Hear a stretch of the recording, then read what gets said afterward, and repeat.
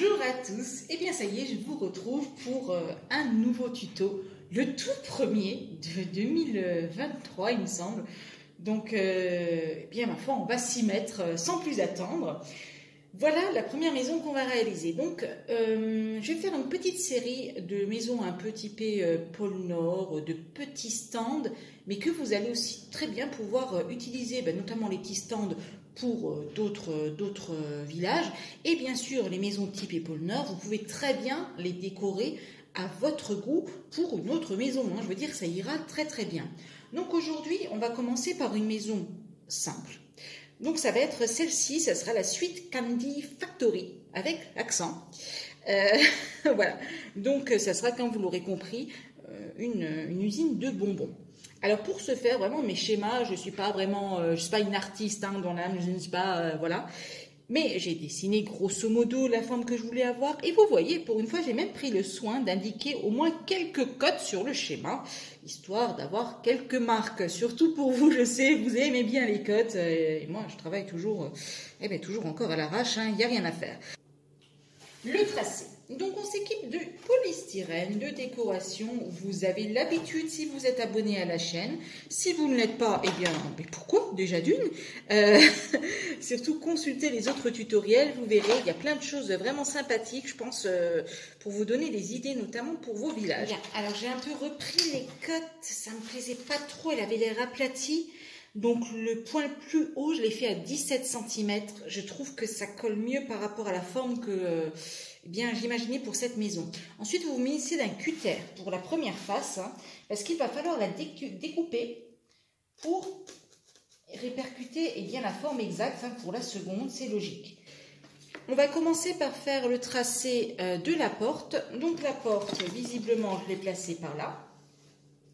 On va la décaler de quelques centimètres, je pense de 2 cm, on la décale, voilà.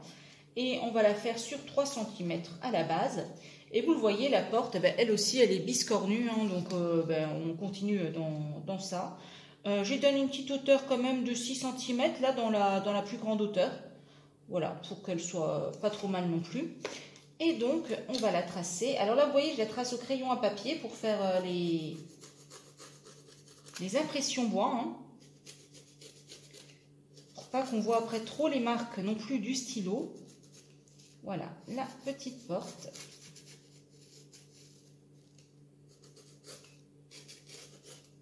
Donc vous voyez, j'ai bien appuyé pour que ça fasse vraiment la démarcation de la porte.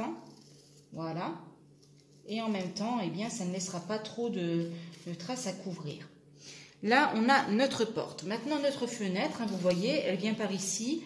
Donc, on l'éloigne, on va dire, de 2 cm du sol pour cette petite fenêtre. Voilà, ça ne sera pas si mal. Et puis, on lui donne une longueur, vous voyez, elle fait presque tout le bâtiment. Donc, on va laisser une petite marge d'1,5 cm par ici. Voilà. Et puis, par ici, une petite marge de 2 cm à peu près. Voilà, ça sera parfait. Donc, en gros, voilà, elle fait 7 cm de longueur. Voilà, et donc celle-ci, on va la découper, vous aurez compris. On la fait quasiment à même hauteur que la porte. Et vous avez vu, elle aura un joli auvent après. On va faire notre effet sucre d'orge. Alors, vous pouvez le faire partir en biais. Vous pouvez le faire partir droit. C'est exactement comme vous voulez. Moi, je ne sais pas encore. En fait, je vous avouerai, je ne sais pas encore. Du coup, on a 21 cm en longueur. Je vais faire du 2 cm par bande.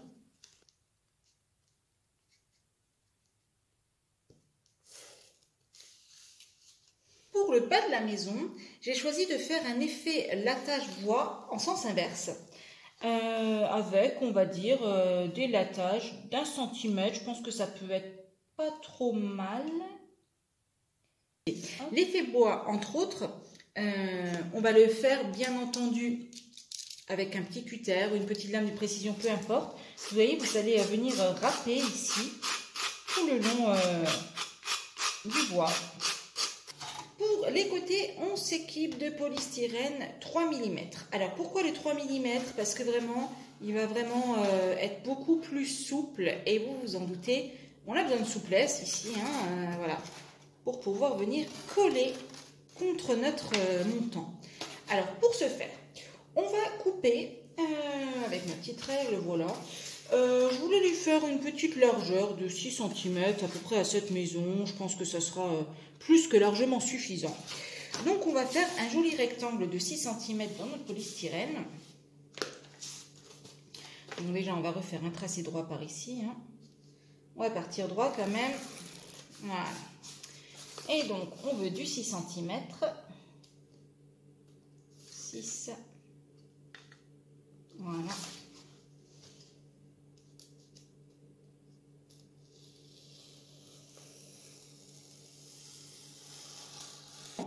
Ou alors tout simplement on va venir prendre la cote à même la maison. Voilà, pour être sûr d'être juste. Et pour ce faire, eh bien moi, voilà, je suis toute la structure et je sais qu'à ce niveau-là, ça va être bon pour moi. Donc j'ai fait ma petite marque. Pour le côté, on va pouvoir éventuellement y couper des petites fenêtres déjà. Je trouve que ça pourrait être pas mal de lui mettre des petites fenêtres sur le côté pour apporter un peu plus de lumière quand même à la maison. Parce que vous avez vu, c'est pas non plus, elle va pas avoir beaucoup de fenêtres. Donc 2 petites fenêtres sur le côté, je trouve ça pas mal. Alors, on va les placer à même hauteur que l'autre fenêtre, c'est-à-dire 2 cm, pardon. Voilà. Hop. Et on va faire une jolie fenêtre.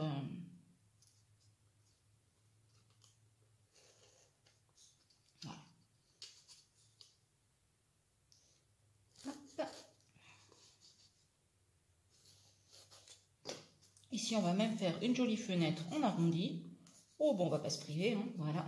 Et pour le mur, j'ai choisi de faire un petit effet pierre. Je trouve que ça sera un peu plus sympa. Donc, un petit effet pierre, pas très régulière d'ailleurs, voilà. Et donc, une fois que notre tracé est réalisé, pareil, on prend notre petite pierre et on y va. Donc, j'ai choisi du bleu. Donc là, je vais faire tout doucement du bleu sur les 2 faces. Et du rouge et du blanc par ici. Là, il n'y a vraiment rien d'exceptionnel. Hein. Pour l'instant, c'est vraiment simplement de la peinture. Pour le côté pierre, étant donné que je ne suis pas encore décidée sur la couleur que je vais donner à la pierre, je vais commencer par le fond traditionnel noir. Hein, en fait, comme ça, voilà. Ça permettra aussi de faire l'imperméabilité à la lumière. Je n'aurai pas besoin de le faire par l'intérieur. Donc là, hop.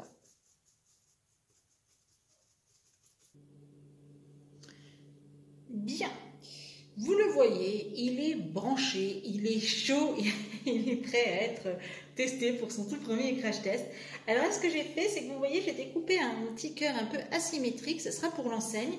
Alors je l'ai découpé dans une cagette de bois tendre. Vous pouvez aussi, bien entendu, si vous n'en avez pas, le faire sur du polystyrène 3 mm avec une impression bois, ce sera très très bien. Voilà, et donc ce sera pour l'enseigne qui ira à peu près là.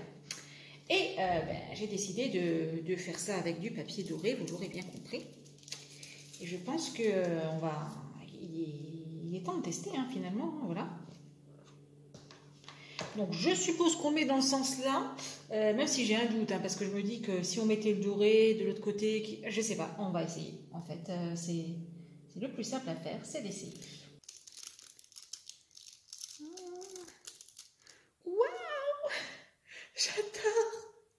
Et vous en pensez quoi? Franchement, dites-le dans les commentaires. Je trouve ça génial. Alors, c'est pas très précis, mais dans le même temps, faut pas oublier que ma surface a des imperfections. Donc, il y a des endroits où ça n'a pas pris. Vous voyez, là où j'ai vraiment fait des gros...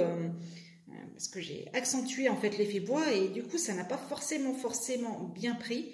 Mais je trouve que c'est plutôt pas mal, le résultat. Alors, bon, là, c'est ma première. C'est un peu... voilà. C'est un petit peu artistique. On dirait un peu que ça a été fait par un enfant. Mais pour autant, je trouve que ça peut être sympa pour faire des enseignes, par exemple. Bien, alors pour la peinture de la pierre, j'ai décidé de faire un petit mélange de crème plutôt foncée, hein, donc du blanc mélangé avec du brun. Et là, on va venir tamponner, vous connaissez un peu la technique. Hein. Donc ça sera la première base plus foncée. Et ensuite, on viendra encore éclaircir. Ce que je vais faire maintenant, c'est que je vais préparer, vous avez vu les dessous de toit, ici, là, que je vais faire à l'aide de cette bande. Alors, c'est une bande de papier, vous voyez, c'est des rouleaux comme ça que j'avais trouvé chez Noz. Bien sûr, chez vous, vous pouvez faire autrement. Ça peut vous servir notamment ou comment dire, les utiliser en tampon, vous voyez, pour les faire, soit pour les coller tout simplement. Moi, ce que j'ai choisi de faire, c'est d'utiliser vraiment la partie basse à chaque fois là, de ce dessin pour récupérer les petites étoiles là, et donc la petite chéribibette là. Et donc, je vais utiliser un côté et l'autre côté du truc. Et celle du centre me servira certainement à faire les marquages sur le milieu. Voilà, comme ça, rien n'est perdu. On va se dire ça comme ça. Alors, je prends du polystyrène 3 mm. Hop, voilà. On trace droit. Pour avoir des bonnes bases. Et donc, ensuite, je viens placer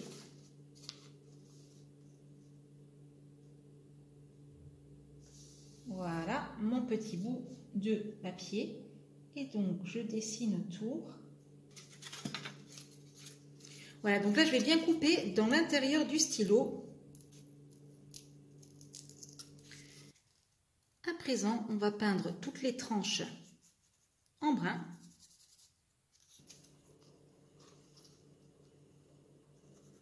Voilà, on peint notre petite frise en brun.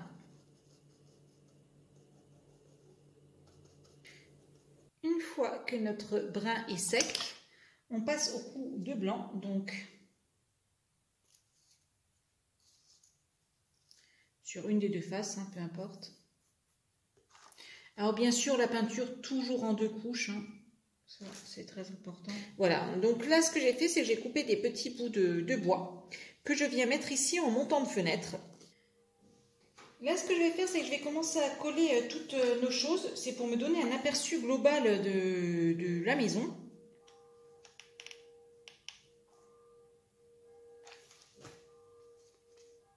Alors, hop. Pour la tablette de fenêtre, alors je me suis équipée d'une paille en carton. Voilà. Et maintenant, qu'est-ce qui va se passer? On va ouvrir cette paille.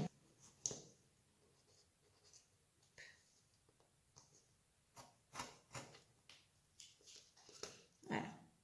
Donc maintenant, le truc, ça va être de venir l'ouvrir. Autant qu'on peut. Ce qu'il va falloir faire, c'est qu'on va venir englober aussi l'intérieur de la fenêtre. Donc pour ce faire, il va falloir entailler. Donc là, on fait l'entaille au ciseau et on fait une entaille sur un certain bout de chemin, on va dire. Et comme ça cachera aussi, comme vous le voyez, le rebord de fenêtre. Là, sur ma poutre centrale, ce que je fais, c'est que je viens avec mon caillou bien user le bord de la bande qui est trop droit par rapport à la poutre, voilà, pour que ça vienne épouser parfaitement la première forme en fait que j'avais donnée à ma poutre. Alors, on se retrouve pour que je vous montre un peu l'avancée de la chose. Donc, vous voyez sur la face avant, j'ai tout collé.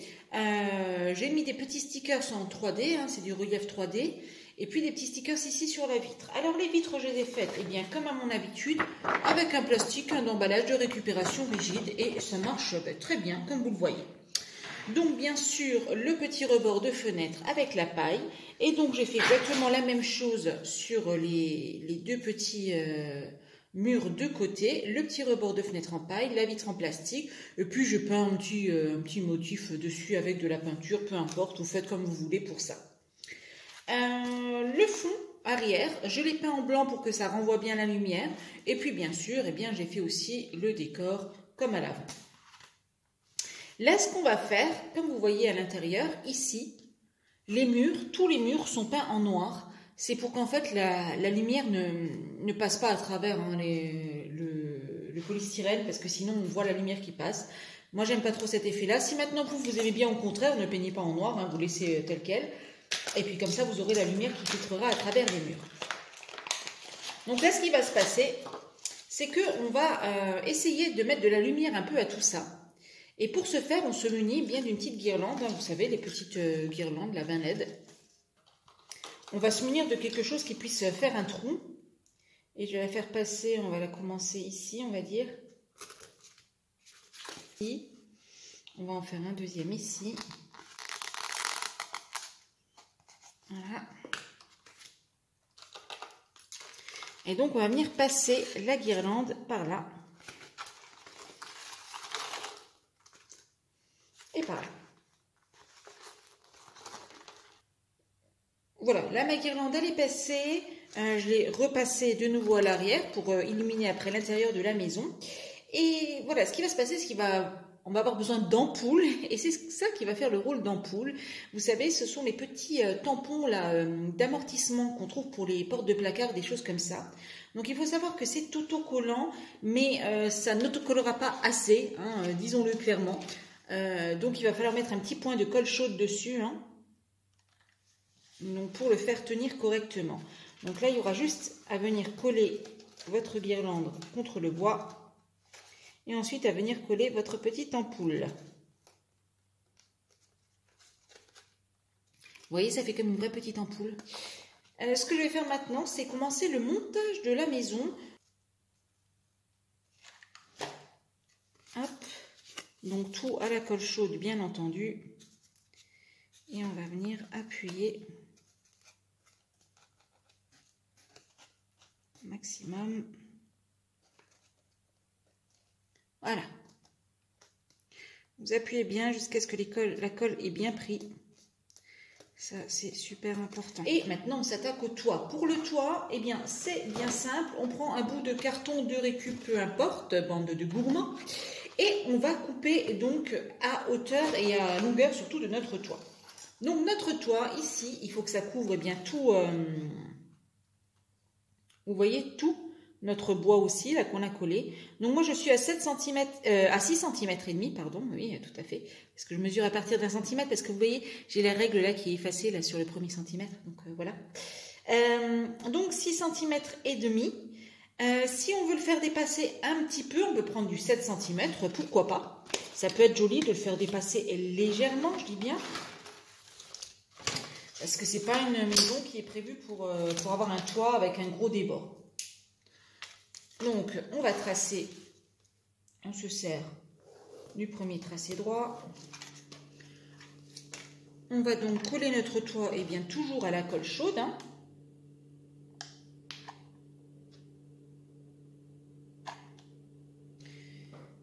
Pour réaliser les tuiles, on s'équipe de carton ondulé. Alors le carton ondulé, vous allez pouvoir l'acheter, bien entendu, mais vous allez aussi pouvoir le récupérer.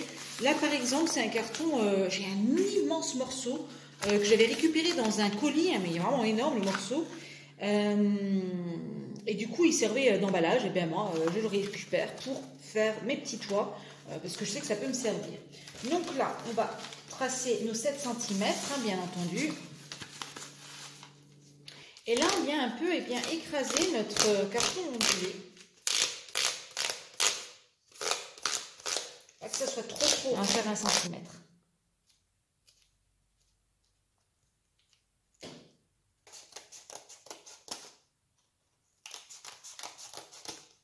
Et donc là, on va venir coller une à une les petites bandes sur notre toit, hein.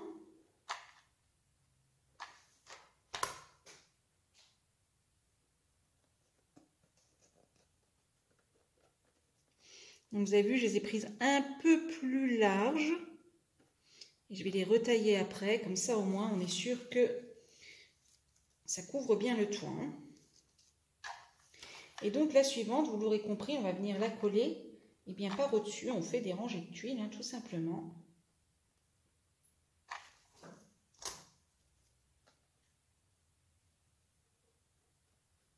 Hop, on superpose bien. Et c'est parti pour faire un joli toit.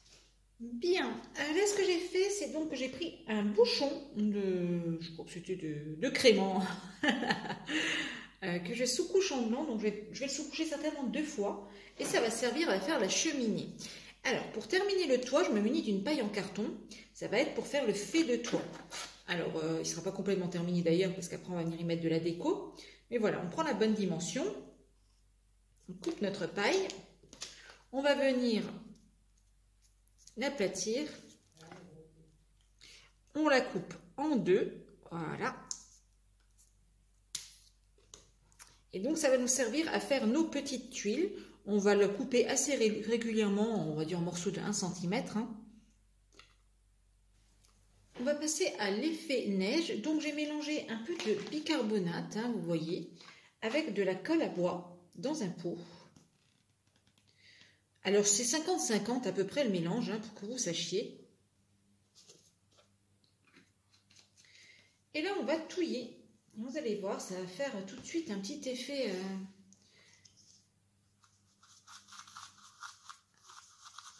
gonflé.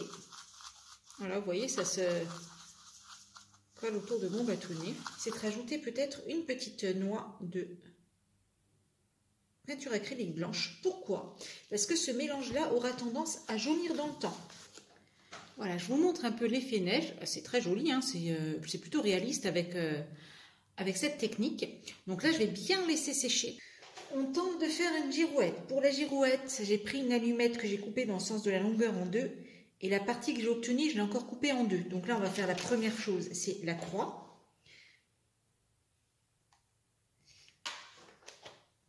Alors, j'essaie avec une allumette. Pourquoi? Parce que je me dis que le fil de fer, pour le coller à la colle chaude, ça va très certainement pas fonctionner. Et surtout, j'arriverai jamais à l'avoir assez droit, assez rigide pour que ça fasse à peu près propre, on va dire. Donc, voilà. Là, je vais couper un bout que je vais venir coller par en dessous de la croix.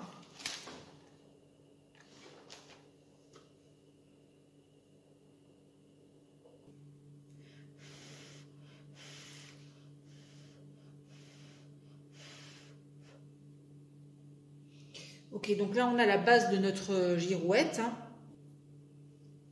Bon, alors là, elle est peut-être un peu longue, on la retaillera après, peu importe. Et là, c'est le moment où on sort nos petites pattes, vous savez, en lettres. Et on va venir tout simplement coller les petites lettres sur chaque bord.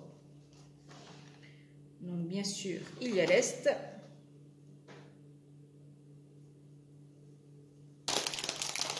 Et pour le haut de notre girouette, je vais prendre ce genre de pâte, vous voyez, avec des petits motifs de Noël. Et puis j'ai choisi la petite étoile filante, voilà, que je vais venir coller au sommet de notre girouette. Voilà, par ici. Elle est belle, cette étoile filante. Bon, alors certes, la girouette n'est pas parfaite, mais je trouve que c'est pas si mal que ça. En fait, ça rend plutôt pas mal. Et là, voilà, la Sweet Candy Factory. Elle est simple, mais elle est efficace comme maison. Comme vous le voyez, eh bien, j'ai fini le toit, hein, le fait de toit, c'est plutôt sympa. La girouette qui rajoute vraiment le petit truc qui manquait sur les toits. La fumée qui est réalisée avec de la fibre de coussin. Des stickers un peu partout, hein, vraiment, des stickers 3D, des stickers tout simples pour eh bien, décorer la maison. L'intérieur, j'ai utilisé du bloc, vous savez, du papier du bloc de scrapbooking pour faire le fond, des restes de diamond painting pour simuler les bonbons et puis des pailles, hein, pour simuler les conduits d'où sortent les bonbons. Par ici, j'ai fait une petite enseigne avec une simple canne à sucre, hein, et puis... non, pas canne à sucre, sucre d'orge, voilà, à chaque fois je me trompe.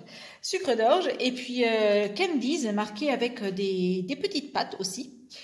Sur les côtés, eh bien, je n'ai vraiment rien rajouté. Je n'ai pas travaillé plus les côtés ni l'arrière. Voilà, c'est resté très très simple.